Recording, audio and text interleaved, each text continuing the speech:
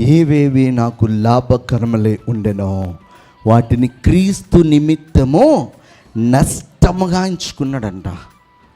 ఈరోజున ఈ సాయంకాల సమయంలో దేనికి వాక్యాన్ని వింటున్నటువంటి మనము అందరము కూడా ఈ లోకానుసారంగా ఒక లాభము కోసము పని చేస్తుంటాము. అయితే ఈ లాభము నిజంగా మనకి క్రీస్తు ద్వారా లాభాన్ని తీసుకుని వచ్చేదా లేదా నష్టాన్ని తీసుకుని వచ్చేదా అని ఆ విషయాన్ని గ్రహించుకోకుండా అన్యుల వలె, దేవుని ఎరిగినటువంటి ప్రజల వలె, లోకంలో లోకాన్ని జుర్రుకున్నటువంటి ప్రజల వలె ఆలోచన చేస్తూ మనం ముందుకు వెళితే ఖచ్చితంగా ఏమవుతుందంటే నష్టపోతాం అన్నమాట.